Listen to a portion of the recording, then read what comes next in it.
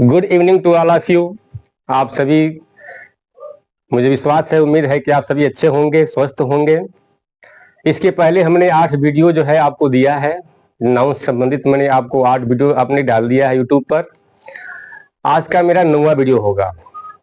आज जो हमारा जो टॉपिक्स है वो फंक्शन ऑफ नाउन्स का है, कि नाउन्स के जो फंक्शन होते हैं उसके क्या क्या क्या हैं। अभी तक आपने जाना है कि proper noun, common noun, collective noun आपने जाना, अनकाउंटेबल नाउन जाना, अनकाउंटेबल आपने नाउन जाना। लेकिन अब आप जानेंगे कि नाउन्स के जो फंक्शन होते हैं वो कौन कौन से होते हैं। आखिर में नाउन इंग्लिश में बना क्यों, उसका मतलब क्या है, वो क्यों बनाया गया है। तो नाउन्स का मतलब ये है कि उसके जो फंक्शन है उस सेंटेंस में होते क्या क्या है। तो आज हम उसी चीज को हम जानेंगे हम, कि जो नाउन्स हैं, जो फंक्शन है, उनके क्या क्या होते हैं। तो आज हम आपको पढ़ाएंगे कि फंक्शंस ऑफ नाउन, जो फंक्शन है नाउन के वो क्या क्या है। फंक्शंस ऑफ नाउन, जो नाउन के जो फंक्शन होते हैं, इसका मतलब है कि संज्ञाओं के जो कार्य होते हैं।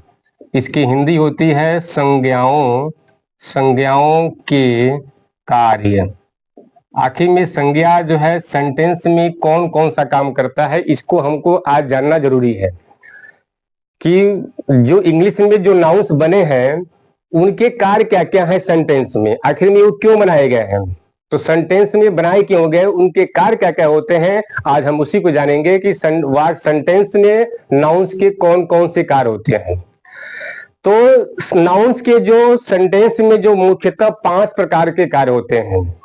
आप लोग जानिए कि नाउन्स में, नाउन जो है इंग्लिश वाक्य में मुख्यतः 5 प्रकार के कार्य करते हैं। पहला कार्य होता है सब्जेक्ट टू ए वर्ब। इसके जो पहले जो काम है, इसका जो पहला जो काम है वो सब्जेक्ट टू ए वर्ब।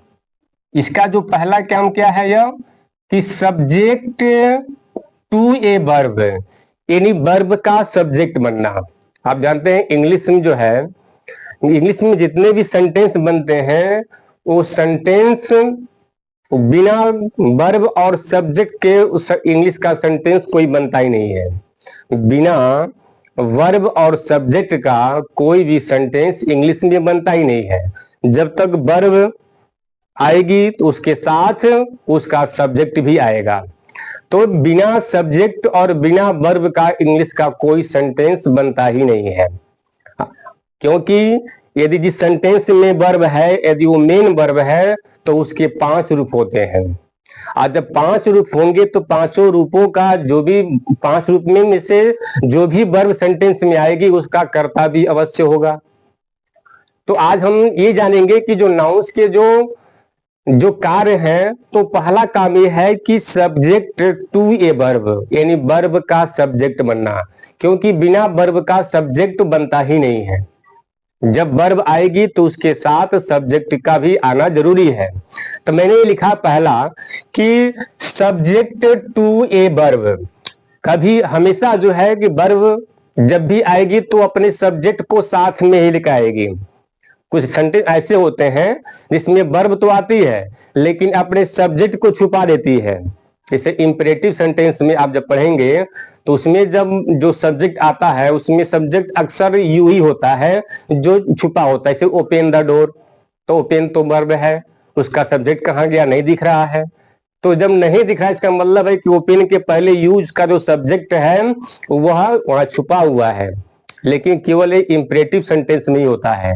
लेकिन अन्य जितने भी सेंटेंस हैं वो सभी सेंटेंसों में वर्ब जब भी आती है तो अपने सब्जेक्ट को लिख आती है। क्योंकि आप जानते हैं कि वर्ब भी क्या होती है, भी 2 तरफ से होती हैं। एक होती है ट्रांजिटिव वर्ब, एक होती है इनट्रांजिटिव। जब वर्ब हम आपको पढ़ाएंगे तो बताएंगे पूरा विस्तार में कि वर्ब के जो प्रकार कितने होते हैं, वर्ब किससे कहते हैं। लेकिन आज आप हमारा जो सब्जेक्ट है वो सब्जेक्ट है कि सब्जेक्ट टू ए वर्ब, की नाउन जो है वर्ब का जो करता, जो सब्जेक्ट है जो काम करता है, इसका मतलब आज हमको ये पढ़ना है। तो सब्जेक्ट टू ए वर्ब, यानी वर्ब का सब्जेक्ट बनता है तो वो नाउन बनता है। ऐसा नहीं है कि केवल वर्ब का सब्जेक्ट नाउन ही बनता है, वर्ब का सब्जेक्ट जिरेंड भी बनता है, वर्ब का सब्जेक्ट इन्फिनिटिव भी बनता है, फ्रेज भी बनते हैं, क्लास भी बनता है, प्रोनाउन भी बनता है, नाउन भी बनता है वर्ब का सब्जेक्ट। लेकिन हमको आज मतलब हम आज जो पढ़ा रहे हैं वो पढ़ा रहे हैं कि जो नाउन है वो वर्ब का सब्जेक्ट बनता है। तो सब्जेक्ट इसे आप जानते हैं कि सेंटेंस में होता क्या है कि सेंटेंस में सबसे पहले होता है कि सब्जेक्ट प्लस एक वर्ब होती है। इसके आगे और भी हैं, जैसे अभी आपको बताएंगे, ऑब्जेक्ट भी बताएंगे आपको हम। तो ये वर्ब है, ये वर्ब यहाँ जो होगी, यहाँ पर मान लो हो गया फुल स्टॉप, यदि इंट्रोगेटिव है तो लगाते हैं क्वेश्चन मार्क यहाँ लगाते हैं, यदि मान लो वो एसर्टिव है, अफर्मेटिव है, नेगेटिव है, तो या इंपरेटिव सेंटेंस होते हैं तो उसके अंत में फुल स्टॉप ही लगता है, जैसा कि आप जानते ही हैं। तो मेरा सेंटेंस का जो है, जब कोई सेंटेंस बनाते हैं तो सेंटेंस में वर्ब होती है, और वर्ब से जो पहले जो आता है वह सब्जेक्ट, वो अक्सर नाउन ही होता है। मैंने कहा कि जो वर्ब से पहले जो सब्जेक्ट की जगह पर आता है वह नाउन होता है। ऐसा नहीं है कि वर्ब का सब्जेक्ट केवल नाउन ही बनता है।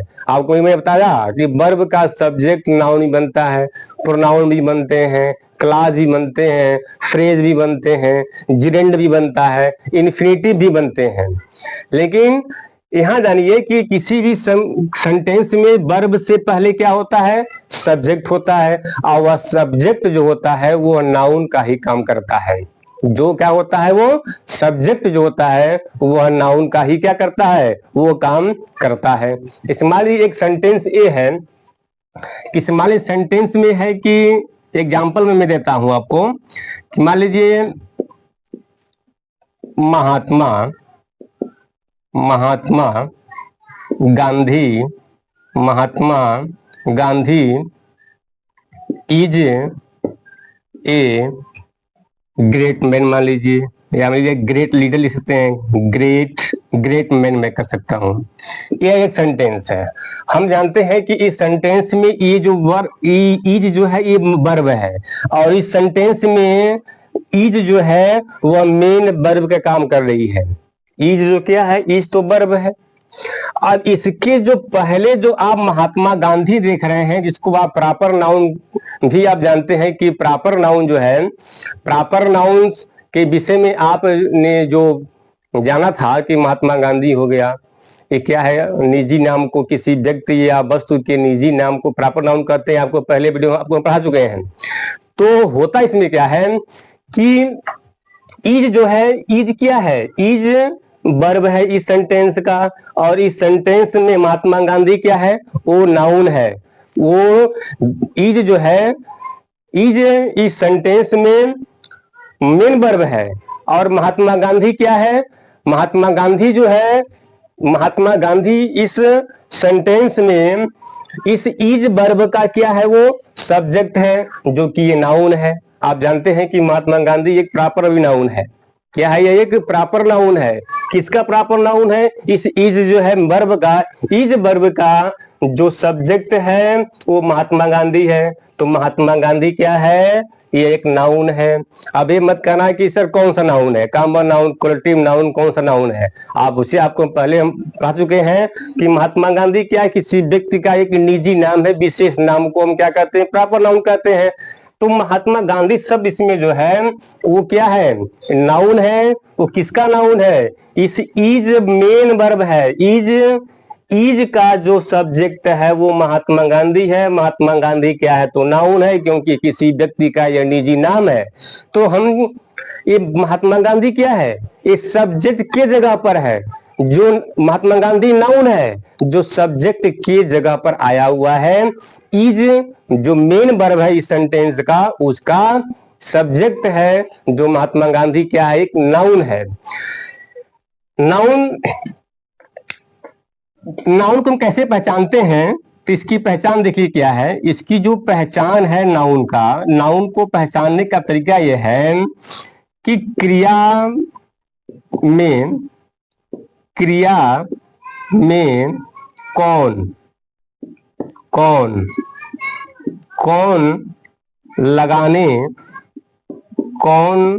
लगाने के जवाब में जवाब जवाब में जो जो शब्द मिलता है, जो शब्द मिलता है वही वही उस क्रिया का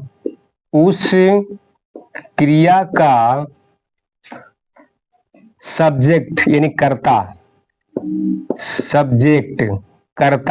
कहलाता है। इस वाक्य में आप देखिए कि Mahatma Gandhi is a great man. मैंने एक सेंटेंस लिखा है, सेंटेंस यहाँ शुरू हुआ, यहाँ पर खत्म हो गया, फुल स्टॉप लगा हुआ है। इसमें मेन वर्ब क्या है? इज है। तो इज में लगाओ कौन, इज मैंने है तो कौन है, तो इसमें हमको जवाब मिल रहा है क्या? महात्मा गांधी। तो वर्ब से पहले, ये 100% नहीं है कि 100% वर्ब से पहले ही करता होता है। ये 90% ये बात सही है कि क्रिया से पहले जो शब्द होते हैं वह नाउन होता है, वो कर्ता का काम करता है। तो इसमें इज जो है, इज क्या है? मेन वर्ब है। इज से पहले महात्मा गांधी क्या है? ये एक नाउन है जो सब्जेक्ट की जगह पर आया हुआ है। सब्जेक्ट की जगह आया है तो हम कहेंगे कि महात्मा गांधी क्या है? तो नाउन है। जो इस इज वर्ब का क्या है? यह सब्जेक्ट का काम कर रहा है। हमने क्या कहा? क्रिया में कौन लगाने के जवाब में जो शब्द मिलता है वही उस क्रिया का सब्जेक्ट कहलाता है। और सब्जेक्ट क्या होता है? वह अक्सर नाउन, वह अक्सर क्या होता है? नाउन होता है। आगे और देखते हैं, दूसरा हमारा क्या है? दूसरा हमारा जो होता है नियम, वो होता है object to a verb. Object to a verb, इसका मतलब क्या है? क्रिया का कर्म, यानी क्रिया का कर्म। जैसे आप जानते हैं कि वर्ब जो है जिस तरह से वो सब्जेक्ट रखती है तो उसी तरह से वर्ब क्या होती है? ऑब्जेक्ट भी रखती है। सभी वर्ब ऑब्जेक्ट नहीं रखते हैं। जितने भी ट्रांजिटिव वर्ब होते हैं, जितने भी सकर्मक क्रियाएं होती हैं, वो सभी सकर्मक क्रियाएं जो होती हैं वो क्या करती हैं? अपने कर्म को रखती हैं, क्योंकि बिना कर्म का उनका अर्थ पूरा होता ही नहीं है। सेंटेंस का वो सेंटेंस जब तक अपने कर्म को नहीं रखेगी तब तक उसका अर्थ पूरा ही नहीं होगा। तो अपने अर्थ को पूरा करने के लिए वह कर्म को रखती है। सभी वर्ब नहीं है, कुछ इंट्रांजिटिव वर्ब होती हैं जो कर्म को नहीं रखती हैं, लेकिन कुछ ऐसे भी जो वर्ब होती हैं अपने अर्थ को पूरा करने के लिए क्या करती हैं? वह कर्म को भी रखती हैं। जैसे मान लीजिए सेंटेंस में, मान लीजिए यहाँ क्या है? ऑब्जेक्ट टू ए वर्ब का मतलब वर्ब का ऑब्जेक्ट। वर्ब का ऑब्जेक्ट भी कौन बनता है? तो वर्ब का ऑब्जेक्ट भी नाउन ही बनता है, नाउन या प्रोनाउन होता है। सब वर्ब का सब्जेक्ट बनना भी नाउन का काम, नाउन का कार्य है। वर्ब का ऑब्जेक्ट बनना भी क्या है? वो नाउन का कार्य है। तो नाउन जो होती है वो वर्ब का सब्जेक्ट भी बनती है, नाउन जो होती है वो वर्ब का ऑब्जेक्ट भी बनती है। पहले इसका हम थोड़ा सा एक नियम लिखवाते हैं, इसकी पहचान क्या है। मान लीजिए हमने लिखा यहां पर पहचान। पहचान में क्या है कि क्रिया में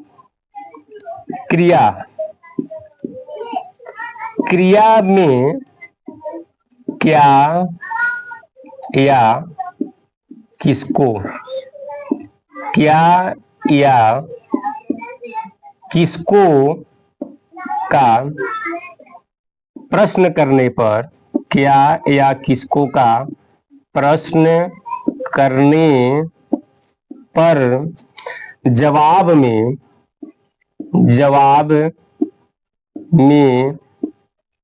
जो शब्द मिलते हैं,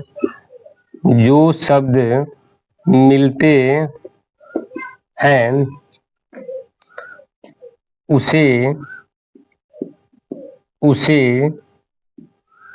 कर्म कहते हैं, उसे कर्म कहते हैं। मैंने कहा कि वर्ब का ऑब्जेक्ट बनना भी नाउन का काम है। वर्ब का सब्जेक्ट बनना भी नाउन का काम है। तो वर्ब के पहले और वर्ब के बाद भी जब वो कर्म का काम करेगा तो वहां पर भी नाउन ही आता है। वहां पे क्या आता है? वहां पर नाउन ही आता है। वर्ब का ऑब्जेक्ट बनने का काम भी नाउन करता है। क्योंकि वर्ब का ऑब्जेक्ट बनने का काम प्रोनाउन भी करता है, नाउन भी करता है। वर्ब का ऑब्जेक्ट बनने का जो काम होता है वो क्या करता है? वह नाउन ही काम उसका करता है। वर्ब का ऑब्जेक्ट बनना, वर्ब का सब्जेक्ट बनने का काम भी नाउन ही काम उसका वो करता है। किसका? वर्ब का ऑब्जेक्ट बनना। जैसे मान लीजिए एक हमारा इसमें सेंटेंस है, इसमें एक एग्जाम्पल मान लो हो गया। एक सेंटेंस है, ही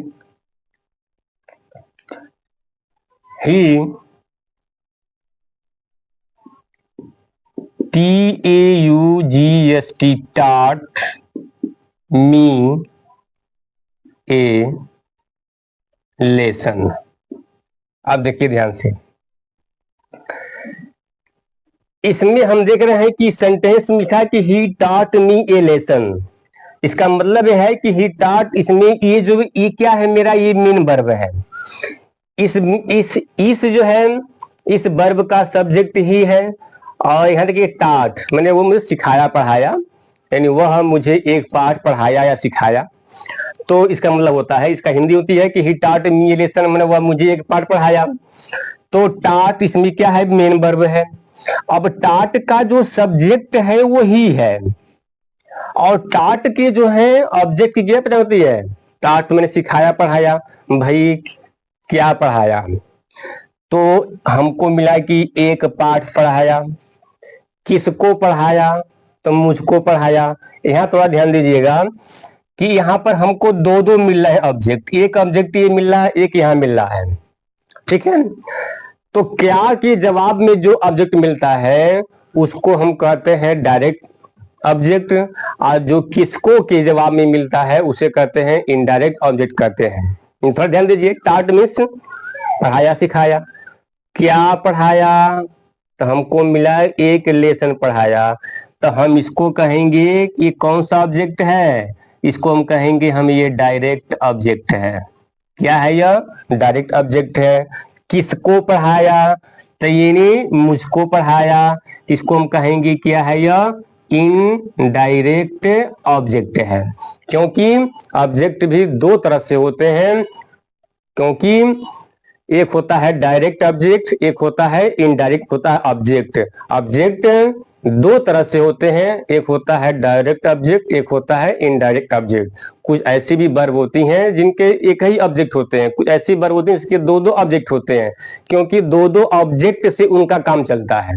यानी वाक्य के अर्थ को पूरा करने के लिए होता क्या है कभी कभार कि जो वर्ब होती है वह दो दो ऑब्जेक्ट को लेकर आती है। अब इसी देखिए वाक्य में कि he taught me A lesson. अब देखिए मैंने यहाँ लिखाया है कि वर्ब से पूछिए, वर्ब खुद बताएगी कि इस सेंटेंस में कौन सा ऑब्जेक्ट है और कौन सा सब्जेक्ट है। यदि ऑब्जेक्ट है तो एक है कि दो है? हमको यहाँ दिख रहा है कि दो दो ऑब्जेक्ट है, क्योंकि वर्ब पूछो क्या पढ़ाया तो एक लेसन, किसको पढ़ाया तो मुझको पढ़ाया। यहाँ पर हमको दो दो ऑब्जेक्ट हमको यहाँ पर देखने को मिल रहे हैं। तो क्या के जवाब में डायरेक्ट, किसको के जवाब में इनडायरेक्ट। इस सेंटेंस में दो दो ऑब्जेक्ट हैं जो वर्ब खुद बताती है। यदि आपको पता करना हो यदि किस सेंटेंस का यदि वर्ब आपको मालूम चल रहा है तो उस वर्ब से आप खुद पूछ लीजिए कि इस वर्ब का सब्जेक्ट कौन है और इस वर्ब का ऑब्जेक्ट कौन है, आपको स्वयं मालूम हो जाएगा। तो हमेशा कभी भी आपको यदि दिक्कत हो, यदि केवल आप वर्ब को पहचान लेंगे तो वर्ब को पहचान लेने से सब्जेक्ट और ऑब्जेक्ट आप आसानी से आप ढूंढ सकते हैं। अरे क्या करेंगे, वर्ब से पूछिए कौन लगाइए, कौन पढ़ाया, तो ही मैंने वह पढ़ाया, इसका मतलब है कि इस वर्ब का ही क्या है, सब्जेक्ट है, जो प्रोनाउन है। अब देखिए, अब ये मत कहिएगा कि इस वाले में तो ही तो नाउन नहीं है। अरे मैंने कहा कि सब्जेक्ट की जगह पर नाउन भी आता है, प्रोनाउन भी आता है, क्लाज भी आते हैं, फ्रेज भी आते हैं। तो इस वाले सेंटेंस में टाट के पहले क्या है, ही जो है वो प्रोनाउन है। लेकिन यहाँ पर थोड़ा देख लीजिए, ये लेसन क्या है, ये लेसन तो भी एक नाउन है। मी क्या है, प्रोनाउन है। मी तो प्रोनाउन है, लेसन क्या है, नाउन है। तो देखिए, आप डायरेक्ट ऑब्जेक्ट के रूप में लेसन एक नाउन का काम कर रहा है, जो इस टाट वर्ब का क्या है, यह एक ऑब्जेक्ट है जो नाउन के रूप में है। स्टार्ट वर्ब का ऑब्जेक्ट मी जो प्रोनाउन के रूप में है, लेकिन ये दोनों है क्या, ये दोनों ऑब्जेक्ट हैं। ऐसे वर्ब होती हैं कि जो दो दो ऑब्जेक्ट लेकर के आती हैं। तो इसकी कार्य क्या है कि नाउन का काम यह है कि वर्ब का सब्जेक्ट बनना, वर्ब का ऑब्जेक्ट बनना, ये दो इसके कार्य होते हैं। नाउन का काम दो होते हैं, एक तो वर्ब का सब्जेक्ट बनना और एक वर्ब का ऑब्जेक्ट बनना। अब इसके और भी काम है, थोड़ा उसको भी देखिए। यदि इसको आपने स्क्रीनशॉट नहीं लिया तो इसको आप स्क्रीनशॉट ले सकते हैं। अब तो इसको स्क्रीनशॉट आप लीजिए। अब आगे बढ़े हम। मुझे आशा और विश्वास है कि आपने इसका स्क्रीनशॉट लिया होगा। यदि हमारा वीडियो अच्छा लगे तो आप इसको लाइक करें, सब्सक्राइब करें, ताकि हमारा आगे आने वाला वीडियो भी आपको मिलता रहे। इसका जो तीसरा जो है, इसका जो नियम होता है, इसका सब्जेक्ट का ये होता है। इसका देखिए तीसरा रूल क्या है। तीसरा रूल इसका ये है, ऑब्जेक्ट यानी ऑब्जेक्ट टू ए प्रीपोजिशन, आप कहेंगे सर जी कि ऑब्जेक्ट टू ए प्रीपोजिशन क्या होता है।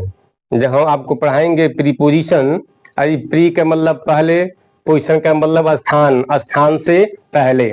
तो हम प्रीपोजिशन, आपको अभी तो नाउन चल रहा है, इसका प्रोनाउन भी आएंगे, एडजेक्टिव आएगा, एडवर्ब आएगा, प्रीपोजिशन आएगा। आपको बताएंगे इसके विषय में पूरी जानकारी हम कि होता है क्या है प्रीपोजिशन। लेकिन आप थोड़ा जानिए कि प्री का मतलब पहले, पोजिशन का मतलब स्थान यानी स्थान के पहले। अभी कहता है कि प्रीपोजिशन का भी ऑब्जेक्ट जो बनता है, ध्यान दीजिएगा कि ऑब्जेक्ट जो है, ऑब्जेक्ट बनने का ठेका दो ही लोगों के पास है। किसके पास है, एक तो वर्ब के पास है जो नाउन को बनाता है ऑब्जेक्ट, एक ठेका तो वर्ब के पास हो गया, और एक ठेका हो गया प्रीपोजिशन के पास है। वो भी क्या करता है, वो भी नाउन को अपना ऑब्जेक्ट बना लेता है। तो इंग्लिश ग्रामर में दो लोग ऐसे हैं, एक तो वर्ब हो गया, एक आपका प्रीपोजिशन हो गया। इन दोनों के पास ही ठेका दिया गया है ऑब्जेक्ट बनाने का, और किसी के पास वो पावर नहीं है, वो ठेका नहीं है कि आप किसी नाउन को ऑब्जेक्ट बना लीजिए। तो ठेका किसको मिला है, ठेका बस मात्र मिला है दो लोगों को। नाउन को आप क्या कर सकते हैं, आप नाउन को आप ऑब्जेक्ट बना सकते हैं।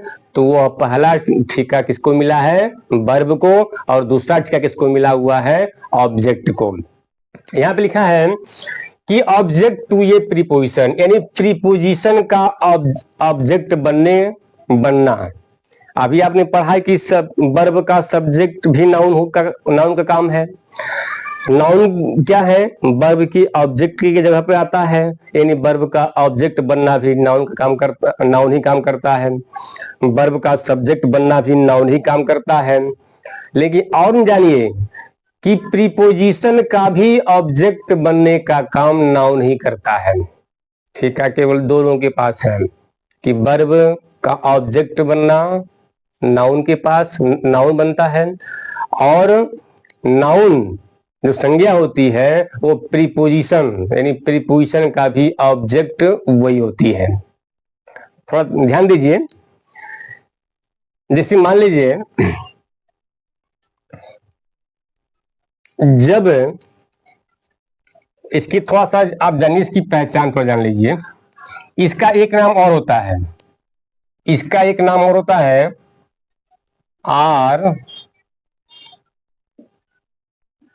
इसका होता है गवर्न बाई प्रीपोजिशन, प्रीपोजिशन इसके एक नाम इसका और होता है, यानी ऑब्जेक्ट टू ये प्रीपोजिशन, या हम कह सकते हैं गवर्न बाई ये प्रीपोजिशन, जो प्रीपोजिशन से गवर्न होता हो, संचालित होता हो, या कहेंगे हम ऑब्जेक्ट टू ये प्रीपोजिशन कहेंगे हम, आ कहेंगे गवर्न बाई प्रीपोजिशन कहेंगे, बात दोनों सेम ही है।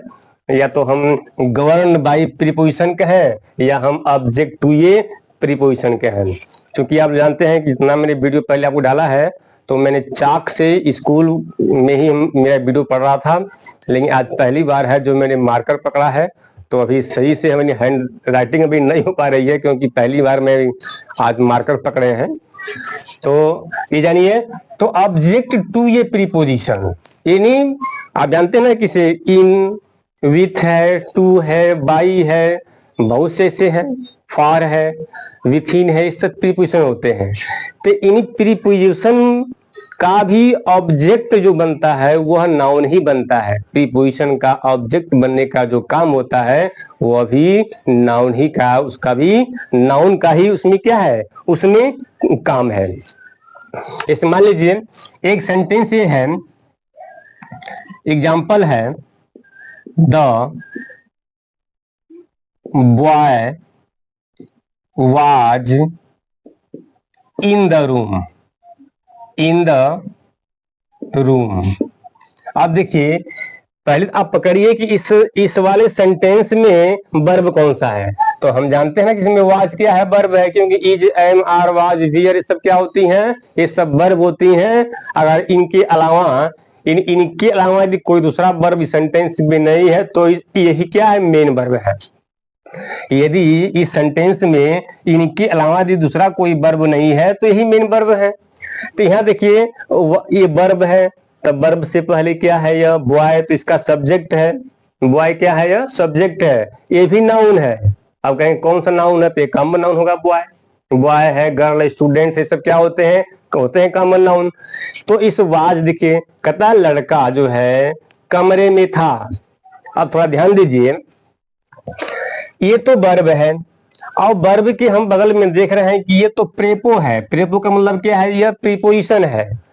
यहाँ पर इन क्या है, इन तो प्रेपो है और प्रेपो के बाद आने वाला जो नाउन होता है वो इसी प्रेपो का ऑब्जेक्ट कहलाता है। ध्यान दीजिए, यह है प्रीपोजिशन। जब मैं बोलूं प्रेपो इसका मतलब है प्रीपोजिशन।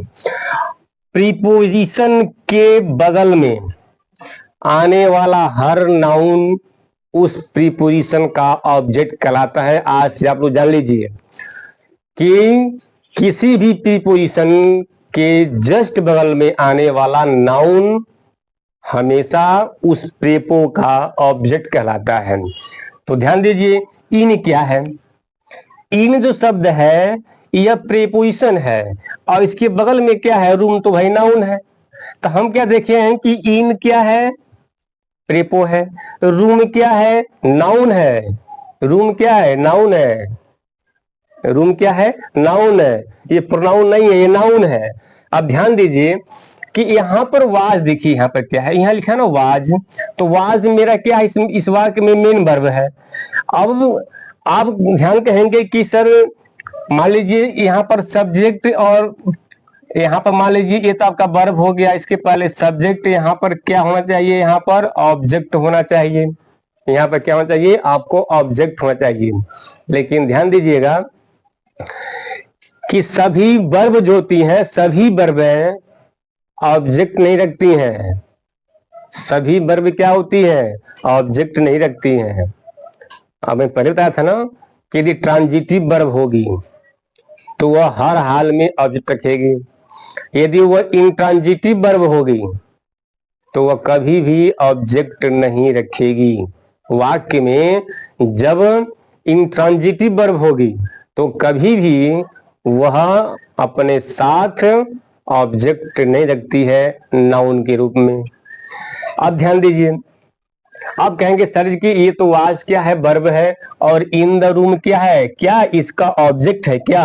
अरे भाई वाज जो है यह इंट्रांजिटिव वर्ब होती है। वाज क्या होती हैं? यह इंट्रांजिटिव वर्ब होती हैं, क्योंकि यह ऑब्जेक्ट तो रखती ही नहीं है।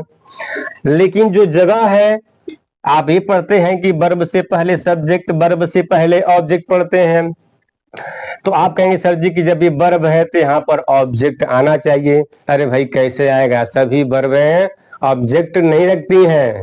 और ऑब्जेक्ट के और नाउन क्या कहता है कि भाई हम तो या तो रहेंगे सब्जेक्ट की जगह पर रहेंगे या तो हम यहाँ पर रहेंगे, यानी ऑब्जेक्ट और सब्जेक्ट की जगह पर नाउन आता है। हम देखते हैं कि इस वाक्य में रूम जो शब्द क्या है, रूम भी एक नाउन है।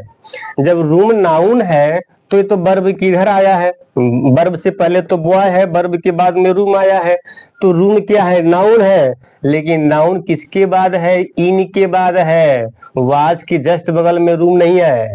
यदि आपने इन को मिटा दिया और लिखा the boy was the room, तो ये सेंटेंस टोटल ही क्या है, गलत हो जाएगा। तो इसलिए जो रूम जो शब्द है वो नाउन है और इन शब्द क्या है, ये प्रेपो है। तो ये जो रूम जो शब्द है इस इन का क्या है, ऑब्जेक्ट है। जो इन जो है वो प्रेपो है और जो रूम क्या है वह नाउन है, जो इस इन का क्या है, ऑब्जेक्ट है। इनका क्या है, यह ऑब्जेक्ट है।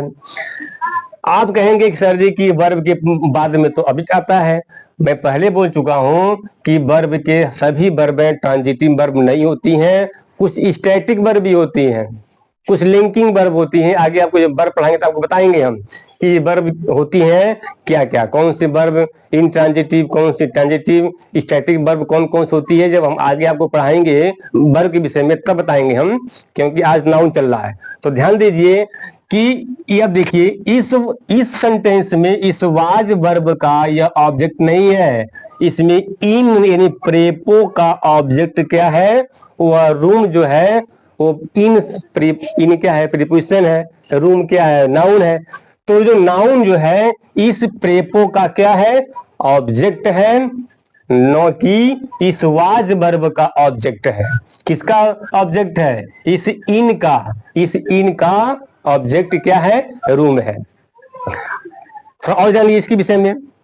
अंग्रेजी में क्या होता है कि इंग्लिश में क्या होता है, इंग्लिश में ये होता है कि प्रेपो पहले होता है और जो नाउन होता है वो बाद में होता है।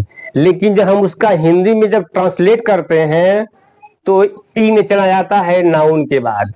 क्या होता है, इंग्लिश में जब हम लिखते हैं तो प्रेपो उस नाउन के पहले आता है, लेकिन जब हम उसका हिंदी में अनुवाद करते हैं तो यह प्रेपो कहाँ चल जाता है, इस नाउन के बाद। इस्तेमाल इसका मतलब हो गया कमरे में। यहाँ ध्यान दीजिए, मैं इसका हिंदी कर दिया, कमरे में। यहाँ देखिए इन मने तो में होता है और रूम मने होता है कमरा या कमरे। रूम्स नहीं है, रूम मने कमरा लिख दो यहाँ पर, रूम का मतलब कमरा। तो अब देखिए ये इन क्या है, प्रेपो है, इन का मतलब में होता है। लेकिन इंग्लिश में क्या हम देख रहे हैं कि इस नाउन से पहले इन आया है। तो जब नाउन से पहले इन आया है तो इन तो प्रेपो है, लेकिन हमने जैसे ही हमने इस का हमने क्या किया, हमने इसका हिंदी में अनुवाद किया तो यह में कहाँ चला गया, इस रूम के आ गया, मतलब इसके पीछे आ गया, तो कमरा में हो गया। हम इसको हम फ्रेज भी बोल सकते हैं, हम इसको एक तरह से हम फ्रेज भी बोल सकते हैं।